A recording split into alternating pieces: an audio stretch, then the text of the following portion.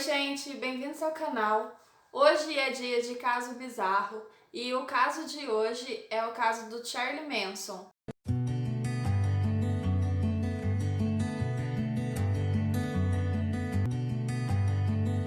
Charlie Manson é filho de Caitlin Manson, nasceu em 1934, o pai dele é desconhecido, ninguém sabe se é o certo, embora Caitlin tenha apontado o coronel Walker Henderson como pai de Manson. Em 1939, ela, seu irmão e sua cunhada foi tentar praticar um roubo que não deu certo.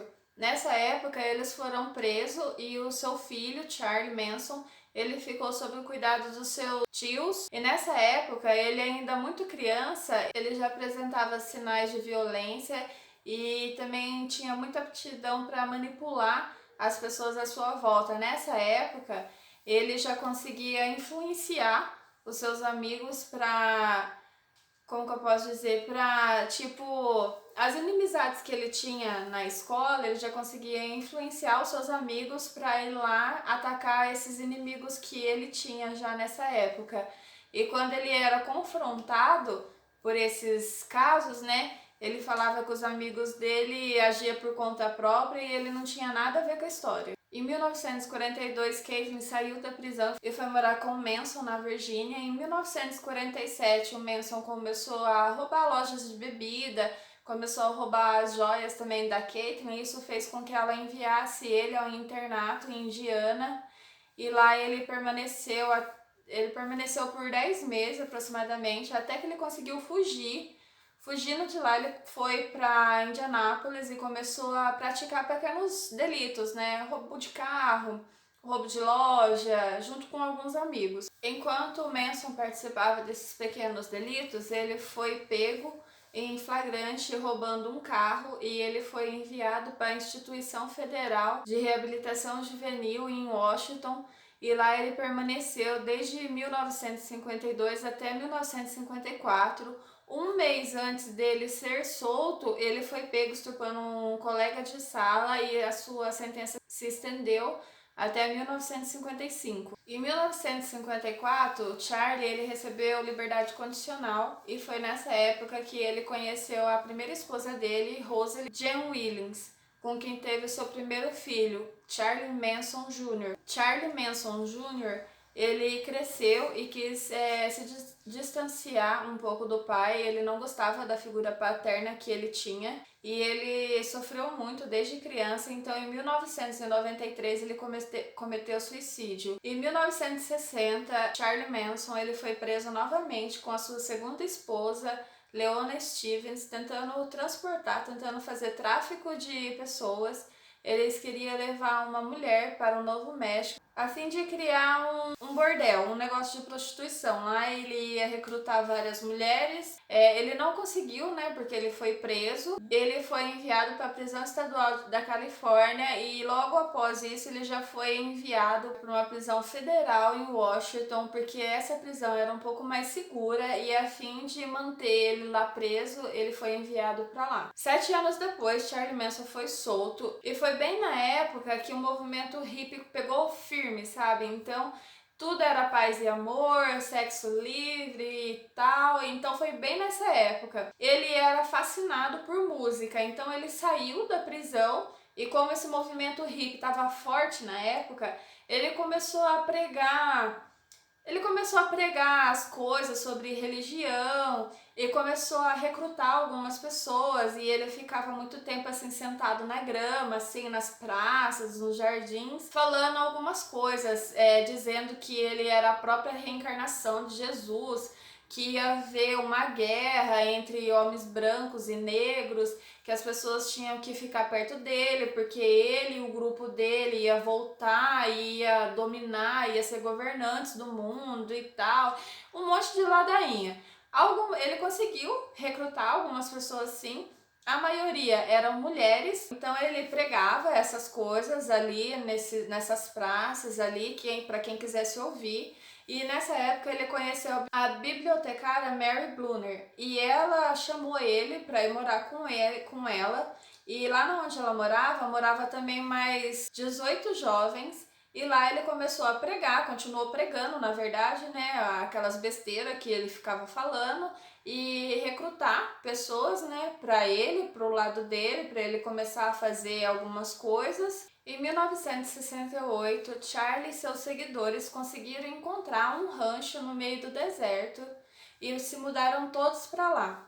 Eles viviam, né, na época de restos de comida que eles achavam nas lixeiras dos restaurantes, com algumas coisas que eles conseguiam roubar, e era dessa forma que eles permaneciam. Eles lá nesse rancho, morando nesse rancho, ele e a seita dele, eles faziam as tarefas diárias, né, revezando. E o Charlie, ele tinha um poder muito grande de influenciar as pessoas, então ele conseguia influenciar as pessoas que dali do grupo dele de uma maneira tão forte, tão grande, que ele conseguiu fazer coisas absurdas. Ele fazia com que as meninas, né, do grupo dele ali, ela praticasse relações sexuais com o dono do rancho, e então eles conseguiam permanecer lá. E no mesmo ano, em 1968, os Beatles lançaram um álbum que se chamou Um Álbum Branco, e lá nesse álbum tinha uma música em especial que mexeu muito com o Charlie, e ele ficou totalmente obcecado por essa música. E o nome da música é Helter Skelter. E nessa música fala de algumas coisas que não tem nada a ver com o que ele entendeu na época. Ele entendeu que era uma mensagem sutil que os Beatles estavam enviando para ele e que tinha alguns anjos e que ele era o próximo anjo e que ele precisava fazer alguma coisa por conta da guerra que ia ter, que ele achava que ia ter, né? Ele ficou muito, muito obcecado nessa época por essa música, por essa banda, os Beatles.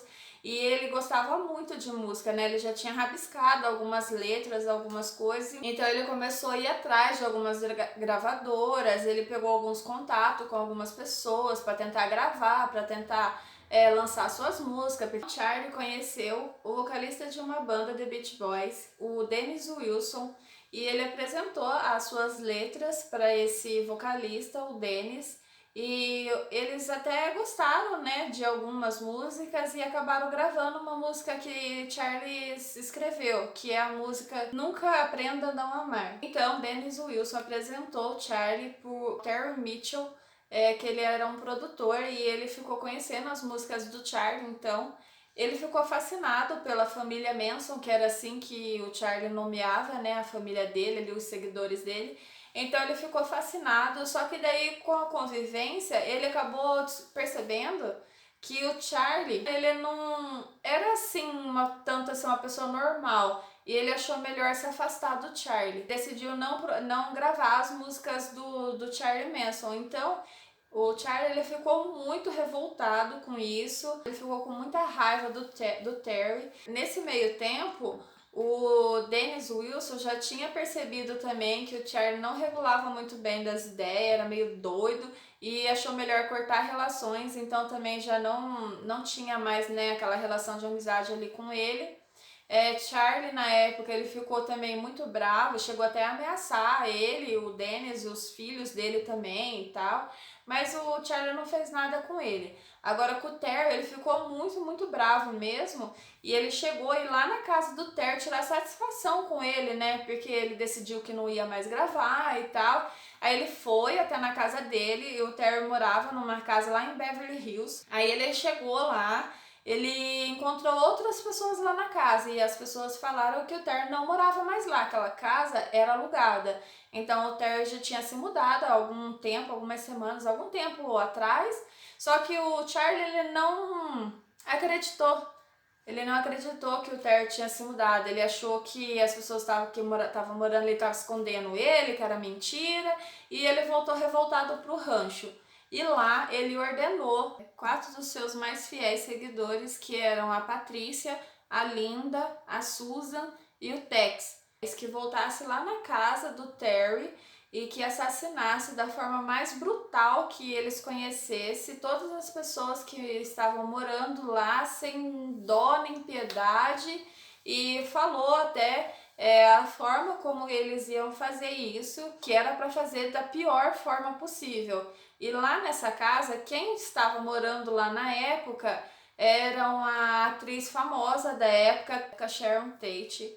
O seu marido, Roman Polanski, só que naquela época ele estava em outro lugar fazendo a gravação de um filme, então naquela noite ele não permanecia na casa.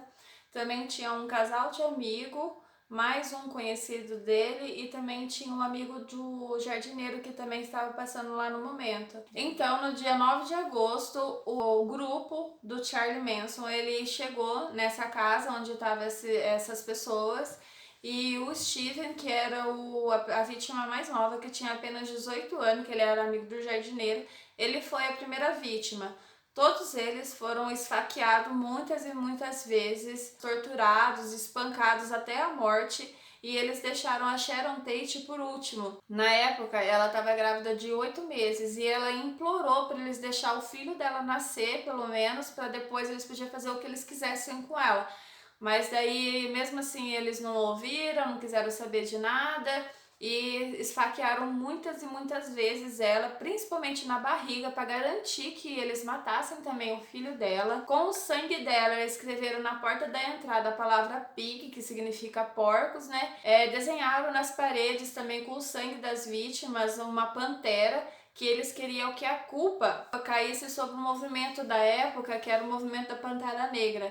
Então, com aquela loucura toda que o Charlie tinha inventado na cabeça dele, que ia ter uma guerra entre brancos e negros e que era para ter acontecido num determinado momento e não aconteceu, ele achou que ele tinha que fazer alguma coisa para que desse assim o começo, né, que estourasse. Então ele cometeu esses assassinatos. Ele queria que caísse sobre o movimento, né, da Pantera Negra e começou a escrever, escreveu na parede, todas essas coisas aí, para que a culpa caísse sobre ele. Antes de assassinar a família da Sharon Tate, os amigos dela, ele assassinou o Gary Heeman, que era conhecido da família Manson. Ele foi assassinado com 2 facadas e teve a expressão porco político escrito no corpo. Então a polícia começou a investigar, chegou lá, começou a investigar e nada aconteceu basicamente. Então no outro dia, no dia 10 de agosto de 1969, o Charlie ele ficou revoltado de nada ter acontecido e resolveu aleatoriamente sair, também escolher uma outra casa e assassinar mais algumas pessoas, né? Para ter certeza que a guerra, né, tudo aquilo ia acontecer de fato. Nesse novo ataque, escolheram mais 2 integrantes da família deles, que é a Leslie e o Steve, para cometer mais alguns assassinatos. Então eles dirigiram até Los Angeles, escolheram lá um bairro aleatório, que era Los Feliz. Escolheram também uma casa aleatória. Nessa casa morava o Leno e a Rosemary LaBianca. Eles também foram esfaqueados. A polícia começou a investigar os 2 crimes separadamente. Eles achavam que não tinha ligação um crime com o outro. Os integrantes da família Manson, quando eles assassinaram o casal LaBianca, eles escreveram na parede com o sangue das vítimas a palavra Helter Skelter, que é da música dos Beatles, morte aos porcos e levantem-se. Então tinha, né, uma ligação, um assassinato com o outro, mas eu não sei porquê, a polícia achava que não tinha e foi investigado separadamente. E também teve o caso de muitos policiais, muitas pessoas estarem entrando nas cenas do crime, então eles não conseguiram concluir nada, não conseguiram achar suspeitos. Eles inclusive começaram a falar que o que tinha acontecido com a família Sharon Tate era acerto de contas por conta de droga, que eram alguns traficantes, e começaram a falar algumas coisas que o marido da Sharon Tate abusava dela, que ele era agressivo, que ele batia nela, que não sei o que, um monte de coisa absurda. Então eles não sabiam, né, direito o que tinha acontecido, não tinha nenhuma pista e nada, e ficava, né, deduzindo algumas coisas, mas no final de contas não era nada daquilo que eles estavam achando. Depois de algum tempo, Susan ela foi presa por outro motivo, foi presa por roubo, e lá na cadeia a Susan começou a contar vantagem lá na cadeia para suas 2 colegas de cela, que ela tinha cometido assassinato, que ela que tinha assassinado algumas pessoas famosas e que não sei o que. Imediatamente, essas duas colegas de cela dela correram contar para as autoridades tudo que ela tinha falado.